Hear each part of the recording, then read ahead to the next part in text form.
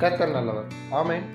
இந்த நாளிலும் தேவன் உங்களுக்கு தேவையான காரியங்களை உங்களுக்கு தேவை வர்றதுக்கு முன்னாடியே ஏற்படுத்தி வைத்திருக்கிறார் அப்படின்னு சொன்னா நீங்க நம்புவீங்களா? நம்பலைனாலும் அதுதாங்க சத்தியம். நான் ஒரு 2 வார்த்தை சொல்லுகிறேன். அதோட அர்த்தத்தையும் உங்களுக்கு இன்னைக்கு விளக்கி காமிக்கிறேன். ப்ரோவிஷன், ப்ரீவிஷன்.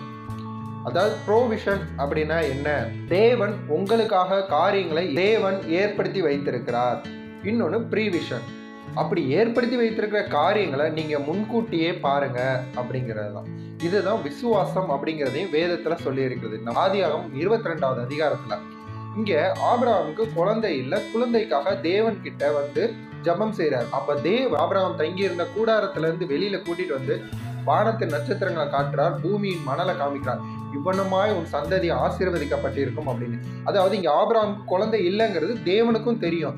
தேவனுடைய திட்டம் என்னன்னா ஆபிரகாம தேசங்களுக்கு தகப்பன் அப்படின்னு காமிக்கணுங்கிறது தான்.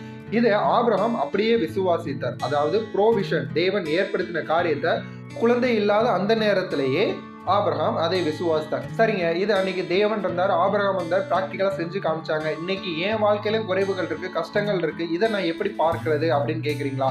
இன்னைக்கு தேவன் முன்கூட்டியே வேதாகமத்தில் உள்ள வார்த்தையின் மூலமாக உங்கள் குறைவுகளுக்கு பதிலை வைத்திருக்கிறார்.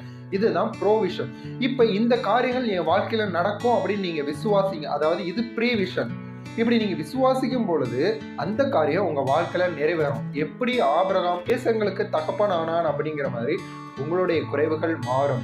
எனக்கு கடன் பிரச்சனை இருக்குங்க, வேதத்துல வார்த்தை எடுத்து தியானிங்க. நீயோ கடன் கொடுப்பாய் அப்படின்னு சொல்லி இருக்குது.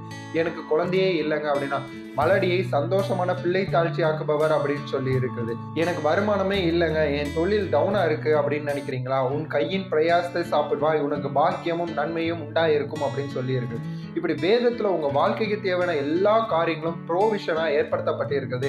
இதை நீங்க ப்ரீவிஷனா பாருங்க. நிச்சயமாகவே உங்க வாழ்க்கையில நீங்க அனுபவிக்கும்படியாக எப்படி ஆபிரகாமுக்கு ஒரு ஈசாக்கு வந்தாரோ அதே போல உங்க வாழ்க்கையிலே ஒரு மன மகிழ்ச்சி உண்டாகும். ஆபிரகாமுடைய சந்ததியா இருக்கிற நம்மளுடைய வாழ்க்கையிலையும் இந்த நீதி வெளிப்படும் அப்படிங்கிறத நீங்களும் விசுவாசிங்க.